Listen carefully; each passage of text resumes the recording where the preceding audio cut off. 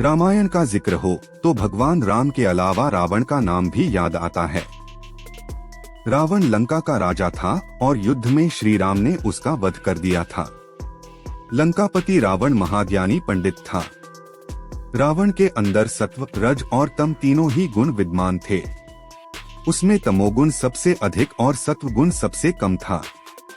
वाल्मीकि रामायण के अनुसार रावण पुलत्स्य मुनि के पुत्र महर्षि विश्रवा और राक्षसी कैकसी का पुत्र था। ऐसा माना जाता है कि उसका जन्म 3 श्राप के कारण हुआ था।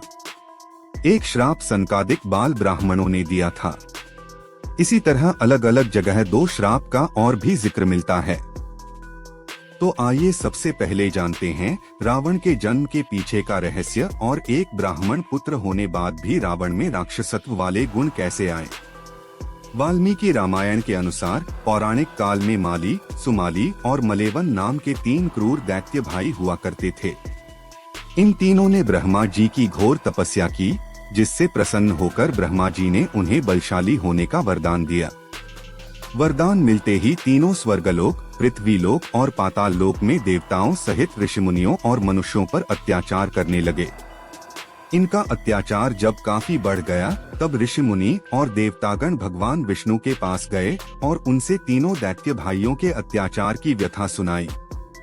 इस पर भगवान विष्णु ने कहा कि मैं इन दुष्ट राक्षसों का अवश्य विनाश करूंगा।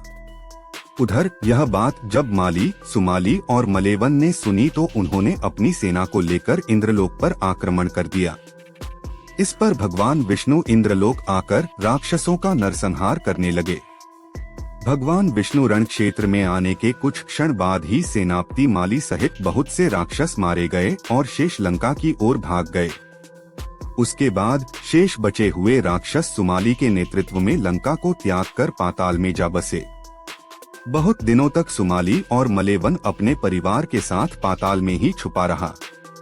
एक दिन उसने सोचा कि हम राक्षसों को देवताओं के भय से यहाँ कितने दिनों तक छुपकर रहना पड़ेगा।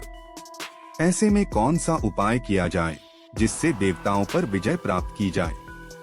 कुछ क्षण बाद उसे कुबेर का ध्यान आया। तब उसके मन में ये विचार आया कि क्यों न वो अपनी पुत्री का विवाह ऋषि विश्रवा से कर दे, जिससे उसे कुबेर जैसे तेजस्वी पुत्र की प्राप्ति आसानी से हो जाएगी। इस पर सुमाली अपनी पुत्री कैकसी के पास पहुंचा और बोला, हे पुत्री, तुम विवाह के योग्य हो चुकी हो, परंतु मेरे भय की वजह से कोई तुम्हारा हाथ मांगने मेरे पास नहीं आता। इसलिए राक्षस वंश के कल्याण के लिए मैं चाहता हूँ कि तुम परमपराक्रमी महर्षि विश्रवा के पास जाकर उनसे विवाह करो और पुत्र प्राप्त करो। राक्षसी होते हुए भी कैकसी एक धर्मपरायण स्त्री थी।